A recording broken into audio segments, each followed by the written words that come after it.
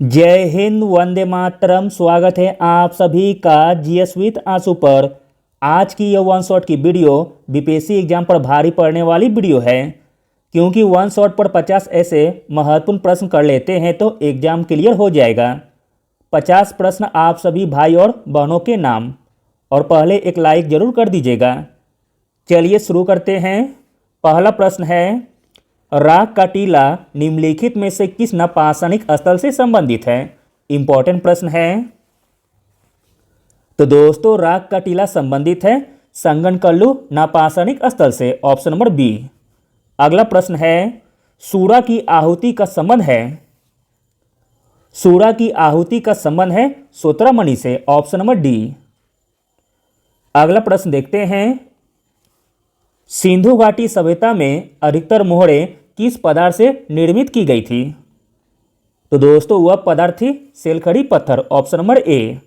अगला प्रश्न है, जैन आगम किस भाषा में लिखे गए हैं? जैन आगम लिखे गए हैं प्राकृत भाषा में। अगला प्रश्न देखते हैं, इंपॉर्टेंट प्रश्न है, सार्थवाह किसे कहते थे? सार्थवाह कहते थे व्यापारियों के कफिले को। अगला प्रश्न है, निम्नलिखित में से किसने तुर्कान-ए-चिहलगानी का गठन किया था? इंपॉर्टेंट प्रश्न है। तुर्कान-ए-चिहलगानी का गठन किया था इल्तुतमिश ने, और इसका विनाश किया था बलबन ने। अगला प्रश्न देखते हैं, इंपॉर्टेंट प्रश्न है, निम्न में से किसने कहा है कि सड़ा का चिंता नहीं है? किसने कहा है कि सड़ा का चिंता नहीं है? तो दोस्तों, इसे कहने वाले थे अलाउद्दीन खिलजी। अगला प्रश्न है, निम्न में से कौन सा कर शरिया द्वारा स्वीकृत नहीं था? शरिया द्वारा स्वीकृत नहीं था, वह कर था विवाह कर, ऑप्शन नंबर डी। अगला प्रश्न देखते हैं, इंपॉर्टेंट प्रश्न है, सीधे रैयत यानी कि किसान से माल गुजारी वसूल करने की प्रथा किसने प्रारंभ की थी?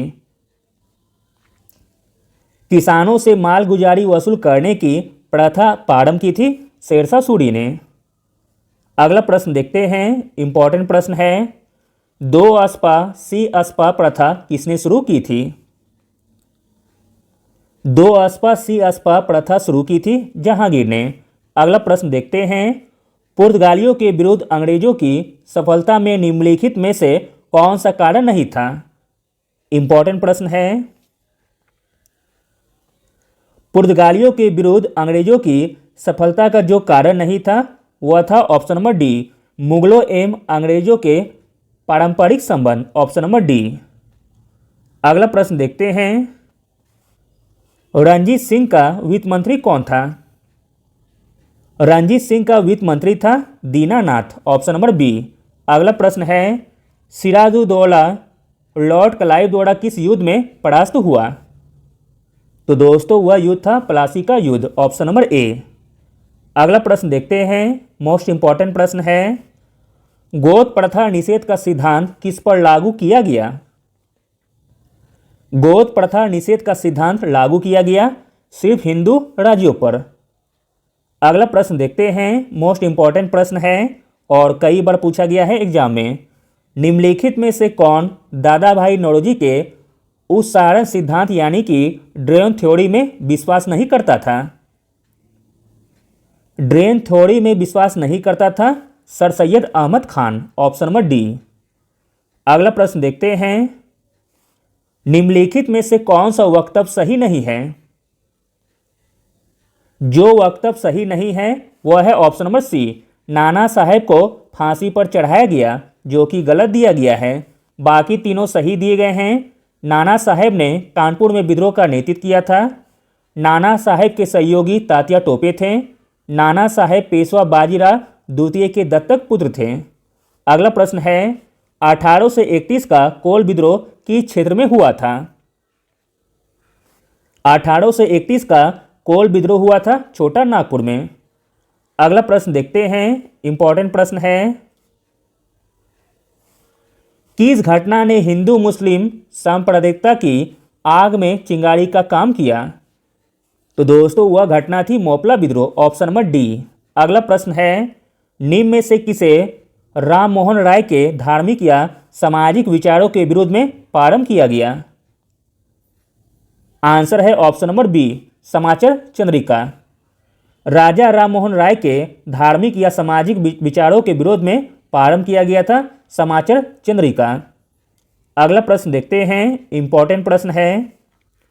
महाराष्ट्र के किस समाज सुधारक को लोकहितवादी कहा जाता था? लोकहितवादी कहा जाता था गोपाल हरि देशमुख को। अगला प्रश्न है, देसी भाषा प्रेस अधिनियम किस वर्ष पारित किया गया? देसी भाषा प्रेस अधिनियम पारित किया गया 1878 ईस्वी में। अगला प्रश्न देखते हैं, मोस्ट इंपॉर्टेंट प्रश्न है। निम्नलिखित में से किन्हें बॉम्बे त्रिमूर्ति के नाम से जाना जाता है? बॉम्बे त्रिमूर्ति के नाम से जाना जाता है मेहता, तेलंग तथा तैयब जी को। अगला प्रश्न देखते हैं, अक्षीय संबोधन के समय किस कांग्रेस अध्यक्ष ने हिंदी भाषा के लिए रोमन लिपि लागू करने की वकालत की थी? तो दोस्तों वह थे सुभाष चंद्र बोस। अगला प्रश्न है, स्वराज को बतौर राष्ट्रीय मांग के रूप में सर्वप्रथम रखा था? इंपॉर्टेंट प्रश्न है। स्वराज को बतौर राष्ट्रीय मांग के रूप में सर्वप्रथम रखा था दादा भाई नौरोजी ने। अगला प्रश्न देखते हैं, इंपॉर्टेंट प्रश्न है।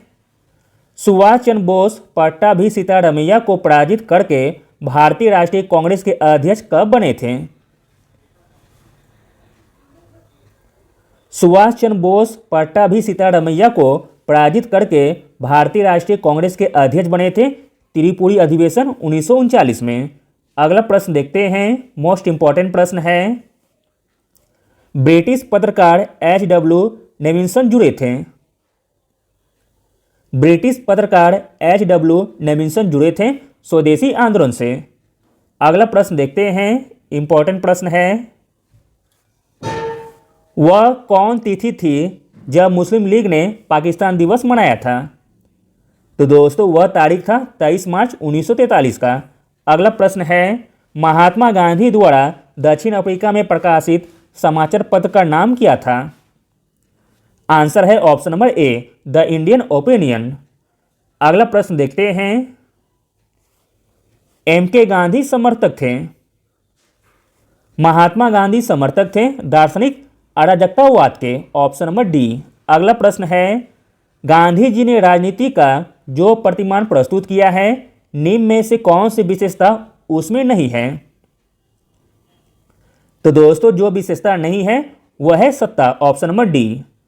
अगला प्रश्न देखते हैं, इंपॉर्टेंट प्रश्न है। गांधी जी को किसने सावधान किया था कि वे मुस्लिम धार्मिक नेताओं और उनके अनुयायियों के कट्टरपन को प्रोत्साहित न करें? तो दोस्तों इसका राइट आंसर हो जाएगा option number D, Mohammad Ali Jinnah ने। गांधी जी को मोहम्मद अली जिन्ना ने सावधान किया था कि वे मुस्लिम धार्मिक नेताओं और उनके अनुयायियों के कट्टरपन को प्रोत्साहित न करें। अगला प्रश्न देखते हैं, भारतीय स्वतंत्रता संघर्ष के दौरान दत्त ब्रेडले सिद्धांत किससे संबंधित था? इंपॉर्टेंट प्रश्न है। भारतीय स्वतंत्रता संघर्ष के दौरान दत्त ब्रेडले सिद्धांत संबंधित था साम्यवादी आंदोलन। अगला प्रश्न है, नील विद्रोह किसके बारे में था? इंपॉर्टेंट प्रश्न है। तो दोस्तों नील विद्रोह था रैयत नील की खेती नहीं करना चाह रहे थे पर उनसे एक अमान मूल्य पर जबरदस्ती करवाई जा रही थी। Option number C. अगला प्रश्न देखते हैं, इंपॉर्टेंट प्रश्न है। भारत छोड़ो आंदोलन के दौरान निम्नलिखित में से किस स्थान पर जन सरकार स्थापित हो गई थी? तो दोस्तों वह स्थान था सतारा। Option number D. अगला प्रश्न देखते हैं, रानी झांसी रेजिमेंट संबंधित है? रानी झांसी रेजिमेंट संबंधित है आजाद हिंद फौज से। Option number A. अगला प्रश्न देखते हैं, 9 डिग्री चैनल अवस्थित है? 9 डिग्री चैनल अवस्थित है कावाराती तथा मिनिकाई के बीच। अगला प्रश्न देखते हैं, निम्न में से कौन हिमालय की चोटियों के पूर्व से पश्चिम दिशा में सही क्रम को प्रस्तुत करता है? तो दोस्तों इसका राइट आंसर हो जाएगा ऑप्शन नंबर डी, नामचा बड़वा, फिर कंचनजंगा, फिर माउंट एवरेस्ट, तब नंदा देवी। अगला प्रश्न देखते हैं, भारतीय प्रायद्वीप की सबसे ऊंची चोटी है। भारतीय प्रायद्वीप की सबसे ऊंची चोटी है अनायमुदी। अगला प्रश्न देखते हैं, इंपॉर्टेंट प्रश्न है, निम्नांकित राज्यों में से कौन छोटा नागपुर पठार का भाग नहीं है। छोटा नागपुर पठार का भाग नहीं है बिहार, ऑप्शन नंबर ए, जबकि झारखंड, पश्चिम बंगाल तथा उड़ीसा, यह तीनों राज्य छोटा नागपुर पठार के भाग हैं। अगला प्रश्न देखते हैं, निम्नलिखित नदियों में से किनके स्रोत बिंदु लगभग एक ही हैं। तो दोस्तों वह नदियां हो जाएगी ब्रह्मपुत्र और सिंधु, जिनके स्रोत बिंदु एक ही हैं लगभग। अगला प्रश्न देखते हैं, इंपॉर्टेंट प्रश्न है, पश्चिमी घाट है। तो दोस्तों पश्चिमी घाट है पठारों के भ्रंश कगार, ऑप्शन नंबर बी। अगला प्रश्न है, निम्नलिखित में से क्या सुमेलित नहीं है। तो दोस्तों जो सुमेलित नहीं है वह है option number B, Lipu lake Uttar Pradesh, जो कि गलत दिया गया है। बाकी तीनों सही दिए गए हैं। सिपकला हिमाचल प्रदेश में है, नाथुला सिक्किम में है तथा जोजिला जम्मू कश्मीर में है। और लीपू लेक कहाँ है आपको कमेंट में बताना है। अगला प्रश्न देखते हैं, इंपॉर्टेंट प्रश्न है, पृथ्वी स्थित है। तो दोस्तों पृथ्वी स्थित है शुक्र एवं मंगल के मध्य। अगला प्रश्न देखते हैं, पृथ्वी पर घने वन अधिकतर मिलते हैं। पृथ्वी पर घने वन अधिकतर मिलते हैं विषुवत रेखा के पास। अगला प्रश्न देखते हैं, निम्नलिखित देशों में से कौन सा स्थल अवरुद्ध देश नहीं है। स्थल अवरुद्ध देश नहीं है वह है लाइबेरिया, ऑप्शन नंबर बी, जबकि अफगानिस्तान, लाओस तथा लग्जमबर्ग, यह तीनों देश स्थल अवरुद्ध देश हैं। अगला प्रश्न है, व्हाइट पर्वत पाए जाते हैं। व्हाइट पर्वत पाए जाते हैं यूएसए में। अगला प्रश्न देखते हैं, द सेडलूट अवस्थित है। द सेडलूट अवस्थित है ईरान में। अगला प्रश्न है, निम्नलिखित में से किस एक में माल्टा अवस्थित है। तो दोस्तों माल्टा अवस्थित है भूमध्य सागर में। अगला प्रश्न देखते हैं, निम्नलिखित में से कौन एक अधिनियम ने भारतीय प्रांतों को उनकी विधायी शक्ति से वंचित किया। तो दोस्तों वह अधिनियम था 1833 का अधिनियम, ऑप्शन नंबर बी। अगला और अंतिम प्रश्न देखते हैं, भारत में कर सुधारों का उद्देश्य निम्नलिखित में से कौन सा नहीं है।